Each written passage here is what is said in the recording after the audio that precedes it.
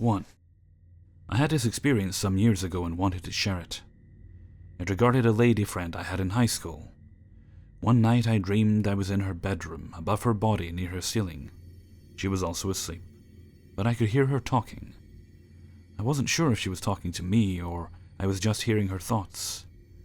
I remember that she was sleeping on her left side with a white sheet. Her statements were mainly about how she was unhappy or nervous about growing up. Things like needing to get a job, how would she afford to get her own place, and related things. I told her about this and she agreed that kind of thing was on her mind. She laughed and joked, "Maybe I'll see you in my dreams again." Granted, these sentiments are common among young adults, but if it was just a dream, I would think that I just dreamed that I was talking to her normally, not hovering above her while she was sleeping. I had talked to her many times after all, and I had never seen her sleeping, let alone in her house. Further, I don't recall if she had expressed these sentiments to me before, so recalling them in a dream wouldn't make much sense. That makes me think I was above her and listening to her thoughts in real time, crazy as it sounds. That confuses me. I wasn't really close to or connected to her on some spiritual level. That makes me wonder if it was just a dream, random and without foundation as it was, or if I was truly having a conversation with her on another level. 2. It was in my junior year of high school in 2012, or 13, which oddly enough is around the time when my life started changing in odd ways, but I won't get into that now. It's short, but it is off to me, especially since myself and 4 other people witnessed it firsthand. We were all in the garage of my high school group's hangout house, nothing special in a decently small town in Oklahoma. Decent amount of history here and plenty of Native American reservations, cemeteries, and all the lore that goes along with them. But a decent amount of odd things do happen here. But I'm rambling. Back to the garage. Me and 4 of my best friends at the time were partaking in our daily routine of extracurricular activities. After my buddy had just loaded a bowl, he asked if anyone had a lighter, which I was the only one who did because I smoked cigarettes and always had one with me at any given time. I had just bought a brand new bright red Bic at lunch that day. Red notably was and still is my favorite, so I always buy red lighters. Black, if they did not have a red one, never varied because everyone I hung out with was a massive lighter thief, myself included. It ended up being a game of sorts. But back to the story. I proceeded to hand my friend the red Bic lighter, with all 4 others watching this happen with anticipation, as we were about to relieve the stress of a hard school day. As my friend grabbed it, it fell out of his hand and under a large rolling toolbox, with nothing on either side of it, and the wall behind it. But as my friend retrieved the lighter, he pulled out a lime green Bic, and was admittedly excited because he didn't have a lighter to take to work. But as he continued to look for my lighter, he quickly realized that it wasn't there. Thinking he was just messing with me, I looked under there myself, and to my surprise he was right. I then moved the box and we all began to look for the lighter. We all just watched slide right under the only object in the area, and there was nothing. We all sat in silence for a minute before anyone said anything. But soon we all agreed on what we had just seen. Still to this day, 7 years later, I remember it vividly, and so do all my friends, who still to this day have no conclusion for what we all witnessed. And to anyone who says anything about pot, this happened before we smoked. And even after we did, I couldn't shake the odd feeling I had, and kept looking at the green lighter, wondering what in the hell just happened.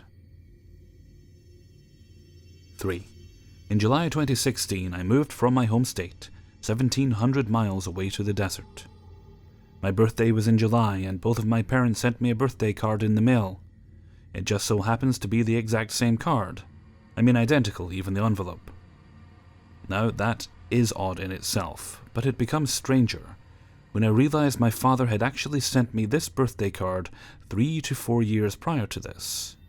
I call him and tell him that not only had he sent me this card before, but my mom had actually sent the same one too. He says he doesn't recall sending it before, and we talk about it and write it off as a strange coincidence. Fast forward. I end up moving back to my home state and decide to finally clear out a storage unit I'd been renting for far too long. Now, I happen to be a person who saves cards. I have saved cards for years and years and started doing so at a fairly young age. I like to go back from time to time and look at them to reminisce on old memories. Sometimes I'll come across cards from people who've passed on. I find those especially neat. I'm weird, I suppose. So I start to get excited as I go through all the boxes, because I realize I'll be able to find the old card and prove to my dad that he'd sent it to me years ago. But I go through the entire box and nothing. It's not there any longer, as if it never existed. My mind is blown. There's already something strange about the fact that they sent it to me in the same year. And what are the chances that card would have been sold in stores 3 to 4 years prior to that? Statistically, there has to be an incredibly small chance for all those things to occur and align the way they did. Which leads me to my final thought. This is my first glitch in the Matrix / Mandela effect experience that has personally happened to me. I know this may seem like such a small coincidence for some, but this is major for me. After all, I've been thinking this is a simulation of sorts. I believe it's some kind of coded reality and is changing for some reason or being hacked and altered. I won't go too deep down the rabbit hole because I could go on and it could get weird. But computer code has been found in string theory. It's not a conspiracy. All I do know is that card once existed. It was tangible. I remember receiving it, holding it, thinking it was such a lovely card. It honestly stuck out to me at the time as one of the best cards I'd ever received. It was a picture of a girl at the beach with a hat on, but the hat had a real ribbon around it that you could touch and hung from the card. Memorable. I don't know what it all means, but I think we are entering a new era and to expect the unexpected. 4. This happened about 6 months ago. My wife and I had just welcomed our daughter into the world. My wife had been on maternity leave from her job and was just starting back to work. She works as a nanny for a family with 2 children. On this first week back, the family she is employed with had planned a vacation. They had asked her to take care of their 2 dogs while they were out of town. Now, my wife had told me several times that weird things happen in this house, and I always wrote it off as her being paranoid. This particular evening, we had gone out, bringing our daughter with us, and when we were about to head home, she remembered she needed to let the dogs out for the night. Since we were already out, I just went with her. We got to the house and let the dogs out without incident. As we were waiting for the dogs to finish barking at whatever squirrels or rabbits they felt were trespassing on their property and do their business, our daughter started crying. My wife decided to go ahead and feed her there, rather than listen to her cry on the way home. We made a bottle and got her fed. When she finished eating, my wife handed me the bottle and I set it on the table beside the sofa. She went to let the dogs back inside, and I began to pack up the diaper bag. As I finished putting things back in the bag, I remembered the bottle I had set on the table. I reached up to get it, and it was gone. I checked the pockets of the diaper bag, assuming that maybe I already absent-mindedly put it away, but it was nowhere to be found. I turned to my wife, who had just come back in with the dogs, and asked her, "Honey, did you pick up the bottle?" She replied, "No, but you set it on the table." We both began looking around, slightly confused. I went through the bag again, checking each pocket individually to make sure I didn't just overlook it. It was not there. The bottles we had were somewhat of an unusual type, and expensive for a baby bottle, so we both started hunting around for it, checking under the sofa, the floor, and anywhere else close to where we were. We looked in the diaper bag as well for good measure. We finally gave up and began to get our daughter ready to go. As we finished up, I glanced down and said to my wife, surprised, "You found the bottle, where was it?" To which she replied, "No, I haven't seen it." The bottle was in the diaper bag, the bag we both checked multiple times, in plain sight, in the pocket made for storing it. We were both very confused, since neither of us remember putting it there. We both checked the bag multiple times, and both had the same memory of it being on the table the last time we saw it. To this day, I still have no idea what happened, but I found the event slightly disturbing since we were alone in the house. I have never had anything like this happen before or since. What do you think? A dual case of momentary memory loss and blindness? Or a glitch? 5. This is my story. I apologize in advance. I have a colorful vocabulary, and I am not a writer by any means. I will start by honestly mentioning I am not mentally ill, I don't do drugs, and rarely drink. Other than my husband of 21 years, I have only once told this story. I should note here that I am the only daughter of a police officer, with 4 older brothers. I was taught from an early age to know and be aware of my surroundings at all times. I notice details rather quickly. It's just a second nature, and every child of a police officer I grew up with was taught the same thing. This will come into play later. Also, this town, Loon Lake, does indeed exist in New York. I've been there numerous times since this event. I've spent exactly 21 days of my life since then, driving there and looking for my personal version of Loon Lake. While the small town of Loon Lake is quaint and adorable, it's not at all the town I saw that day. I've never seen the exit sign or road again. It is absolutely possible that every time I drive from whichever state I'm living in, that I just happen to miss it, while going way out of my way to find it. Maybe it does exist and I just block it out by going by it. Who knows? This was a time when I was still young. I was 20 and had been married for 2 years. We hit a rough patch, and I left to go stay with my mother and her then husband. Her then husband was pure evil. He hid his love for kiddie porn extremely well, until I discovered his stash of evil discs and my mom dumped him quicker than a sack of bricks. So I'm not sure if it was how sickeningly evil this guy was that caused this event to take place, or the fact that I was sad for my split from my husband, or possibly nothing triggered it. We were staying on the east coast of the US at the time. We decided to take a trip up north to visit some relatives. At the time, we didn't realize what a piece of shit my new stepfather, let's call him Jay, was. So it was actually a pleasant car ride. The demented hide it so well. Anyway, we'd been driving for some time, watching the endless trees pass by. My mother needed to stop to use a rest area, big surprise there, and Jay and I finally wanted to get out and stretch our legs. Where we were, it was just a 2-lane road through endless forest, as most roads tend to be in the northeast. Nothing terribly shocking or out of the ordinary. The car was silent for a bit, except for the radio playing down low, and my handheld Yahtzee game. This was long before the handheld games of today, or even cell phones. And Jay said, "Have either of you noticed any signs for a rest stop or even a town?" Of course, my knee-jerk reaction was to look out the window, as if one would suddenly appear at the mention of it. My mother and I both said nope, and we kept driving. I'm irritatingly curious, so my face was stuck scanning out the windows looking for a sign. I'm in a car with 2 people in their late 50s, and I'm in my early 20s, so clearly they have terrible eyesight, and only I can read signs. Right? I was your typical obnoxious youth. 10 minutes pass, no signs. 20 minutes, still no signs. We hit the 45-minute point, and there were still no signs for anything anywhere. Now, we're out in the middle of nowhere, but there are usually signs for something eventually on most paved roads. Paved roads aren't just birthed out of nowhere and are like, "Hey, I'm a new road.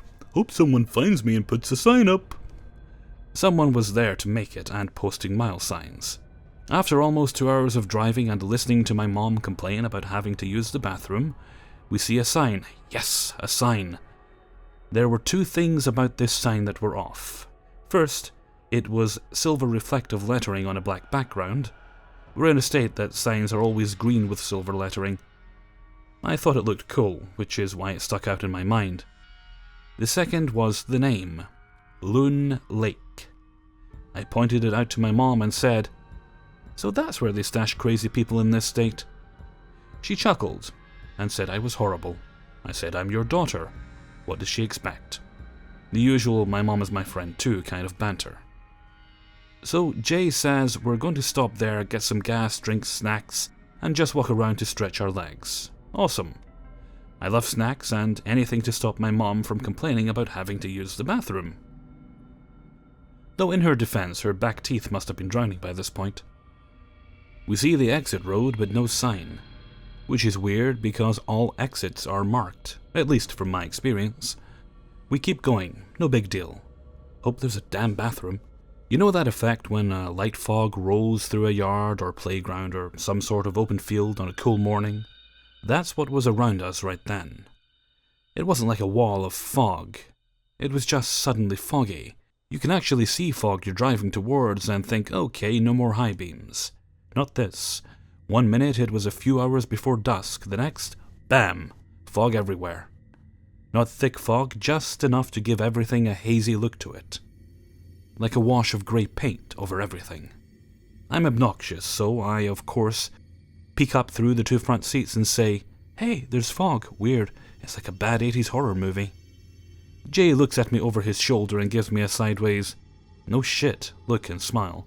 This dense tree-lined road is veering to the right, but weirdly, it doesn't create a circle. You know, like on and off ramps, they can be wide, but they're still wide circles.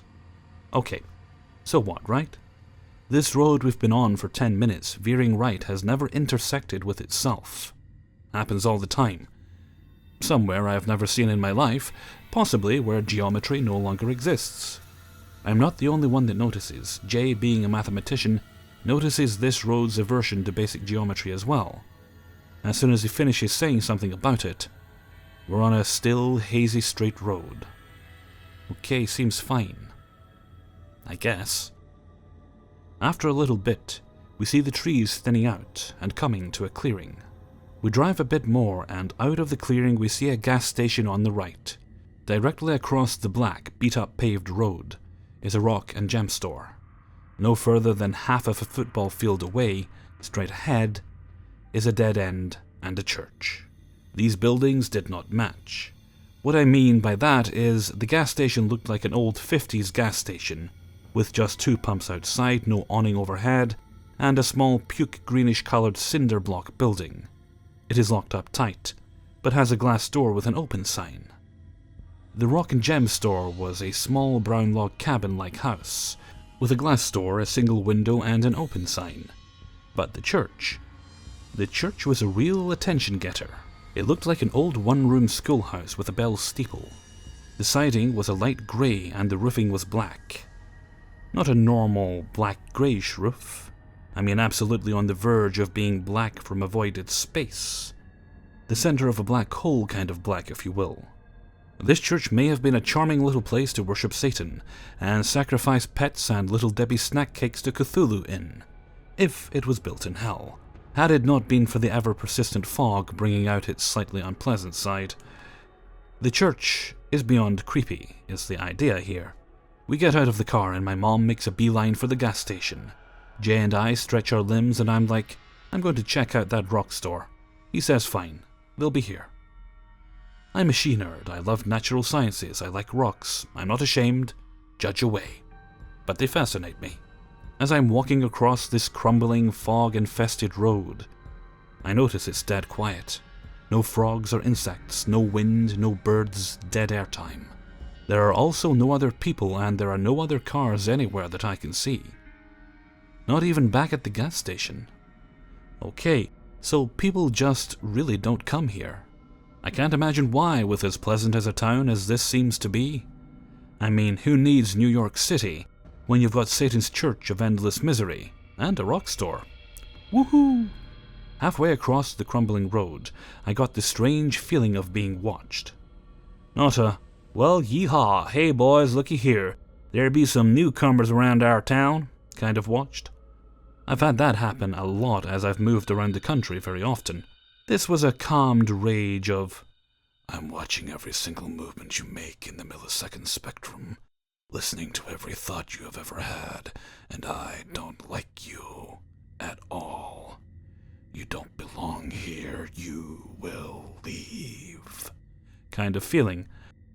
I've felt foreboding feelings before, that inner beware feeling we all have. This was nothing like that. I'm not everyone's favorite person, so I really can't begrudge something for not liking me. But this was just on the horrifying side of too harsh of a judgment. The moment I felt that feeling, I instantly looked down the road at the charming little church dead in front of me, as if that was the very thing calling me out.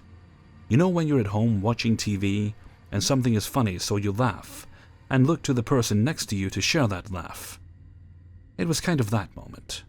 Only let's share in that psychotic moment of you wanting to kill me kind of look.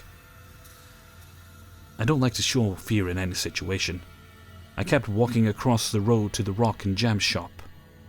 It wasn't a large shop by any means.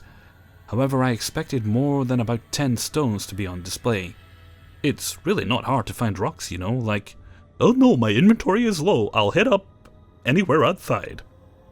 This place was just void of anything. I thought, okay, shockingly, there probably isn't a lot of call for a rock and gem shop in this lovely town.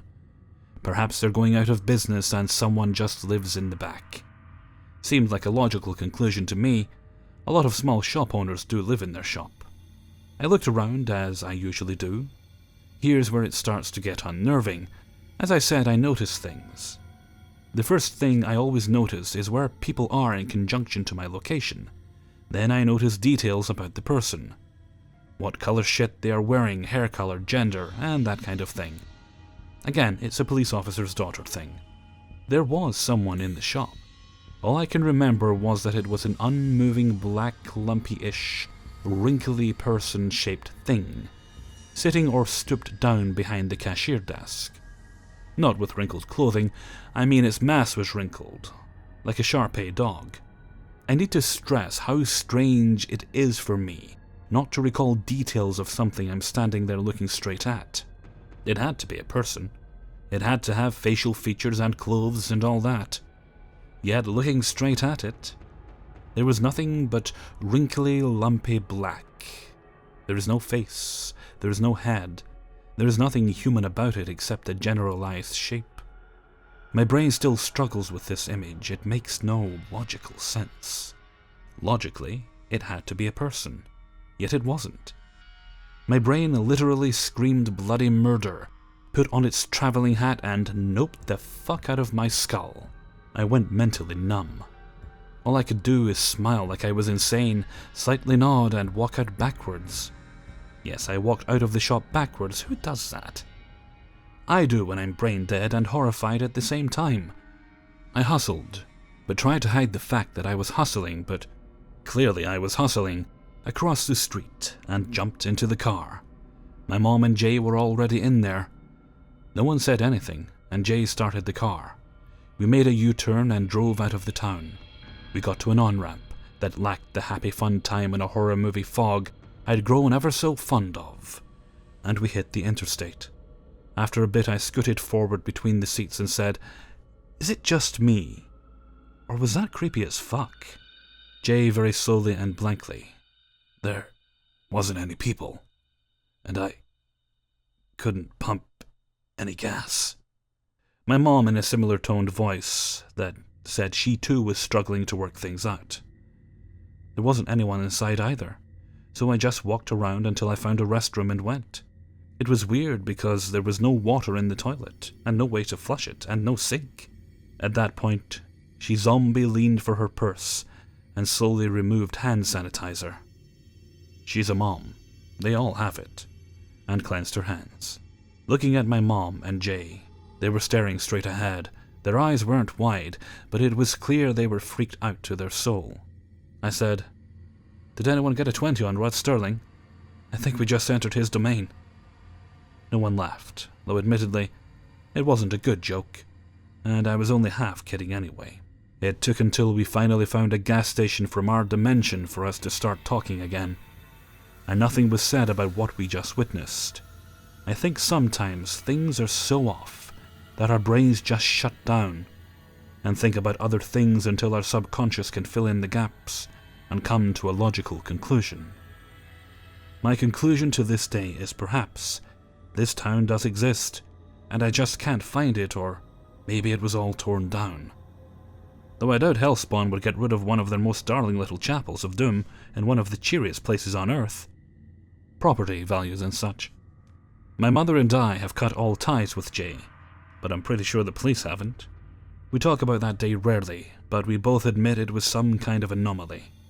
I have never told her about the Black Mass thing. I have no reason to keep it from her, but I have no reason to scare her. I found out that she too has tried to find this place again just for her own sanity. It has to exist, right? She has not been able to either. I think this was a glitch in the Matrix, and it sounds like bullshit. I wish it was, because that lump of wrinkles thing still scares me. I'm not sure if it's because it literally was just pure nothingness in a humanish form, or if it was because it was not anything human at all. The only thing I can do is to laugh and think what the poor thing did to be running a rock and gem shop in Hell's Nightmare Town. Talk about getting the shit jobs in the afterlife. Hey everybody, Hellfreezer here, and thank you very much for listening to my subscribers' Glitch in the Matrix video. Not sure what number this is, but I'm sure I've done one or two of them before. Yeah. You know, I was listening to that story there about the birthday cards, and it kind of brought to mind, the disappearing thing's certainly weird, but it brought to mind the fact that my sister every year seems to always get me the same card, which means she's probably buying it from the same store. I've got about 3 or 4 of the, or is it my sister, or is it the one my niece and nephews got me? No, either way, I've got about 3 or 4 of the identical cards sitting in a drawer, because I keep birthday cards and that too, because I pretend I'm not sentimental, but I really am. And yeah, one of them's actually sold at this point. It's a different colour from the rest of them, but it was actually the same colour at one point. So yeah. Oh, actually also got me thinking, made me a bit misty-eyed thinking about it. It was a birthday card from my mum. I can't remember what birthday it was for, but it was one of those ones you can record a message. And so she'd kind of slightly awkwardly recorded this message, but so I've still got this recording of my mum's voice somewhere. Well, I might have it.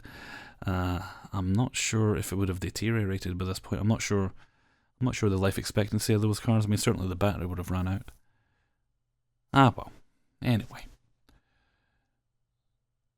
I think I'm going to head off for now. So, and actually, before I go, can I just say, the author of the last story saying she wasn't much of a writer, I beg your pardon, you were a very good writer.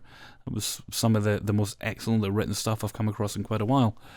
Okay, and with that I'm going to head off for now. So, until next time, thank you very much for listening, and take very good care of yourselves.